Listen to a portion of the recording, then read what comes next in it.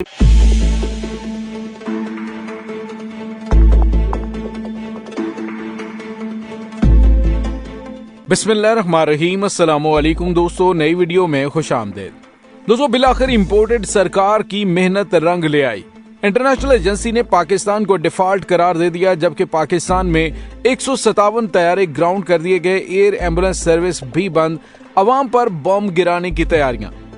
Video की तफसील में जाने से पहले आप देख रहे हैं हकीकत की दुनिया डॉक्टर अली के साथ। हमारा चैनल सब्सक्राइब करके घंटी के निशान को दबाना मत भूलिएगा। इस वीडियो को ज्यादा से ज्यादा फेसबुक, व्हाट्सएप और सोशल मीडिया पर शेयर जरूर करें।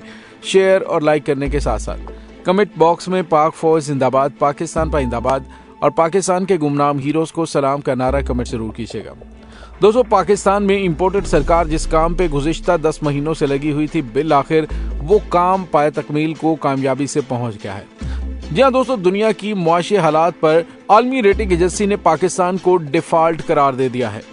जी हाँ दोस्तों, इस हुकूमत की नाअहली और नालायकी की वजह से आज पाकिस्तान इस नहज पर पहुंच चुका है कि पाकिस्तान में तो सोशल मीडिया पर मुआशी सूरत हाल के हवाले से बात करने वालों पर क्रैकडाउन करने की बात की गई, लेकिन आलमी एजेंसियों का कैसे मुंह बंद करेंगे। पूरा मुल्क इस वक्त गैर यकीनी की सूरत हाल का शिकार है। पूरे मुल्क के अंदर इस वक्त पाकिस्तानी अवाम शदीद तरीन इस्तराब का शिकार है और उसकी वजह सिर्फ और सिर्फ इस मौजूदा हुकूमत की नाअहली है। अपने चंद महीने के इक़्तिदार को तूल देने के लिए पाकिस्तान को किस तबाही और बर्बादी से दोचार करने वाले हैं, इसका अंदाजा आप इस बात से लगा सकते हैं कि गुज़िश्ता रोज मिनी बजट के हवाले से सदर पाकिस्तान की जानिब से जो एतराज़ात लगाए गए, तो आज हुकूमत ने कहा कि मिनी बजट ऑर्डिनेंस के जरिए नहीं लाएंगे, बल्कि ज़िमनी फाइनेंस बिल कौमी असम्बली के इजलास में बुलाकर मंजूरी के लिए पेश किया जाएगा और उसके बाद पाकिस्तानी अवाम के होश उड़ाए जाएंगे। दोस्तों, यहाँ पे आपको ये बताते चलें कि आलमी रेटिंग एजेंसी फिच ने पाकिस्तान की गैर मुल्की करेंसी डिफॉल्ट रेटिंग जारी कर दी है। पाकिस्तान की रेटिंग कम करके CCC मनफी कर दी गई है। IMF रिव्यू की कामयाब टैक्स पॉलिसी और ईंधन महंगा करने पर मुनहसर है। IMF रिव्यू की कामयाबी टैक्स बढ़ाने और ईंधन महंगा करने पर मुनहसर है। आलमी रेटिंग एजेंसी ने कहा कि पाकिस्तान की गैर मुल्की डिफॉल्ट रेटिंग कम होकर CCC मनफी हो गई है। इससे पहले पाकिस्तान की गैर मुल्की डिफॉल्ट रेटिंग CCC मुस्बत थी। गैर मुल्की डिफॉल्ट रेटिंग में कमी की वजह ज़र मुबादला के ज़खायर में कमी और उम्मीद है कि पाकिस्तान का IMF के साथ 9वां जायजा कामयाब होगा और पाकिस्तान का डिफॉल्ट कर जाना या कर्जों की रीशेड्यूलिंग के वाज़े इम्कानात मौजूद हैं। फिच के नज़दीक IMF रिव्यू की कामयाबी टैक्स बढ़ाने और ईंधन महंगा करने पर है। और दोस्तों, यहाँ पे आपको ये बताते चलें कि सदर पाकिस्तान डॉक्टर आरिफ अलवी ने बजट तजावीज़ ऑर्डिनेंस की सूरत में नाफिज करने पर एतराज़ात लगा दिए थे, जिसके बाद हुकूमत ने कहा है कि वो असम्बली में बिल पेश करके उस पर कानून साजी करके अवाम पर टैक्सेस लगाएंगे। तो आने वाले दिनों में पाकिस्तानी अवाम के लिए बुरे हालात शुरू हो रहे हैं, जबकि दूसरी जानिब हुकूमत की नाअहली और नालायकी की वजह से पाकिस्तान में 157 तैयारों को ईंधन की कमी की वजह से ग्राउंड कर दिया गया है। जी दोस्तों, बिल्कुल ठीक सुना आपने। जो पाकिस्तान की एयरलाइन दुनिया के जदीद तरीन समझे जाने वाले ममालिक को स्टैंड करने में अहम किरदार अदा करी थी और उसको उन्होंने स्टैंड किया। आज खुद ईंधन की कमी की वजह से तैयारे ग्राउंड हो रहे हैं। और दोस्तों, अगर तैयारे ये ग्राउंड हो जाते हैं तो उसके बाद इन तैयारों की हालत क्या होगी, ये भी हम आपको बताएंगे। तो दोस्तों, ईंधन की किल्लत की वजह से ईदी एयर एम्बुलेंस सर्विस समेत मुल्क भर में 157 तैयारे ग्राउंड हुए हैं। ईदी एम्बुलेंस के तैयारी को टेस्ट फ्लाइट के लिए हैंगर से निकाला गया, लेकिन फिर ईंधन की सूरत हाल को देखते हुए प्रवास मुलतवी कर दी गई। छोटे तैयारों में एवी गैसोलीन बतौर ईंधन इस्तेमाल होता है। मुल्क भर में जनरल एविएशन के तैयारों को 3 माह से ईंधन की कमी का सामना और फ्लाइंग स्कूल्स और एविएशन इंजीनियरिंग समेत जनरल एविएशन की दीगर सरगर्मियां बंद होने से रोजगार के जराये भी खत्म हो रहे हैं। जराये के मुताबिक छोटे तैयारों को 72,000 लीटर ईंधन दिसंबर से कराची की बंदरगाह पर पड़ा हुआ है, लेकिन LC न खुलने की वजह से न सिर्फ ईदी एयर एम्बुलेंस समेत 157 तैयारे ग्राउंड कर दिए, बल्कि ग्राउंड होने की वजह से इनमें काफी ज्यादा मसाइल भी पैदा हो जाएंगे।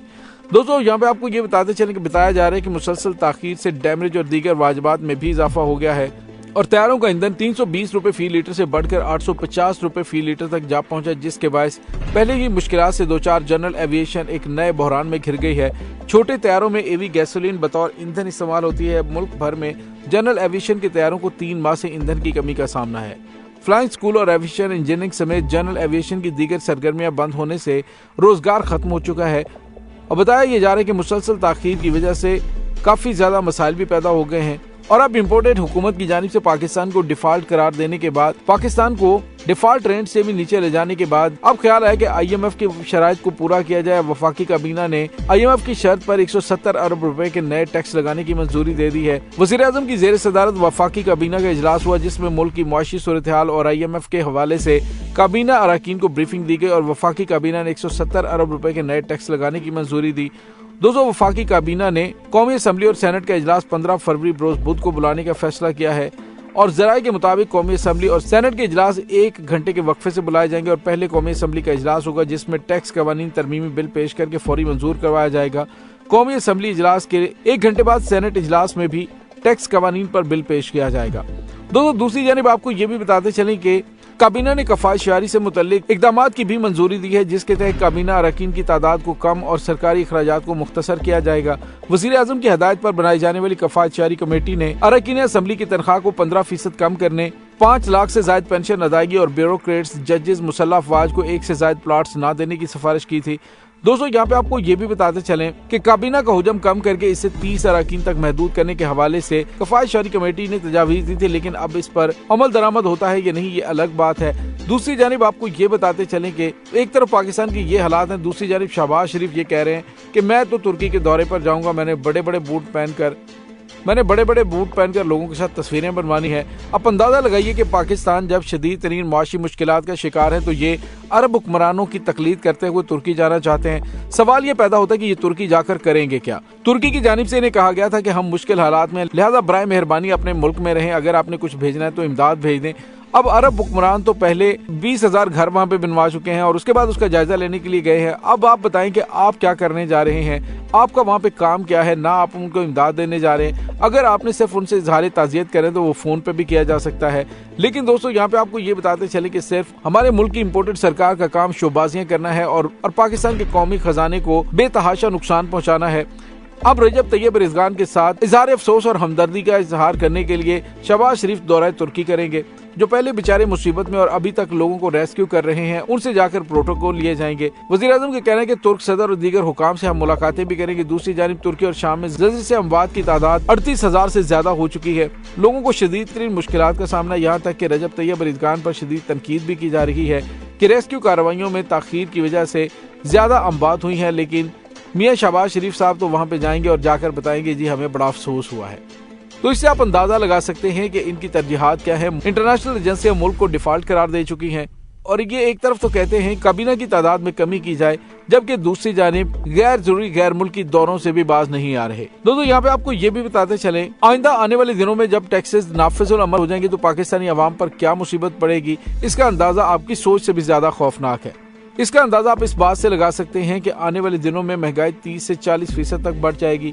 हुकूमत को IMF के सामने सरेंडर करना पड़ा। गैस और बिजली की कीमतें 100% बढ़ाई गई हैं। आइन को मुंजमद करके सियासी मुआशी अदम इस्तेहकाम लाने की कोशिश की जा रही है। और पाकिस्तान तहरीक इंसाफ के रहनुमा हमाद अजहर ने कहा कि आइंदा 2 माह में पाकिस्तान का जो हाल होगा, गरीब आदमी इतनी बुरी तरह से पिसेगा जिसके बारे में आप सोच भी नहीं सकते। PTI रहनुमा ने शौकत तरीन पर अजीबोगरीब केसेस बनाने के हवाले से हैरानगी का इजहार किया। उन्होंने कहा कि बंदा पूछे कि मोशत तुमने तबाह की, मोशत इसहाक डार ने तबाह की और कर रहा है। शौकत तरीन के वक्त ज़र मुबादला के ज़खायर पूरे थे, कोई माली बहरान भी नहीं था। सिर्फ इसी वजह से केस बनाया जा रहा है कि ये जो मुआशी तबाही हो रही है इस पर कोई ना बोले। क्योंकि शौकत तरीन पर्दा चाक करता था, मुल्क को किस तरह नालायकी और बददयांती के साथ पिछले 9 महीने में तबाह किया गया, जिसकी वजह से जाली केस बनाया गया। इस वक्त पाकिस्तान के ज़र मुबादला के ज़खायर $3 अरब से भी कम रह चुके हैं। कुछ माहिरीन कहते हैं कि अब IMF से भी काम नहीं चलेगा, इसीलिए हुकूमत को IMF के सामने सरेंडर करना पड़ा। गैस और बिजली की कीमतें बहुत ज्यादा बढ़ने वाली हैं और ये हुकूमत सिर्फ और सिर्फ ये सारी हरकतें इलेक्शन से भागने के लिए कर रही हैं, लेकिन इनको भागने नहीं देंगे। हम इनको घसीट कर बैलेट बॉक्स तक लेकर जाएंगे। दोस्तों, इस तमाम सूरत हाल के बारे में आपका क्या कहना है, कमेंट सेक्शन में अपने ख्यालात का इजहार जरूर कीजिएगा। इंशाल्लाह बहुत जल्द मिलते हैं एक नई वीडियो में। तब तक के लिए अपना बहुत सारा ख्याल रखिएगा। पाक फौज जिंदाबाद, पाकिस्तान पाइंदाबाद, पाकिस्तान के गुमनाम हीरोज को सलाम। अल्लाह वारिस।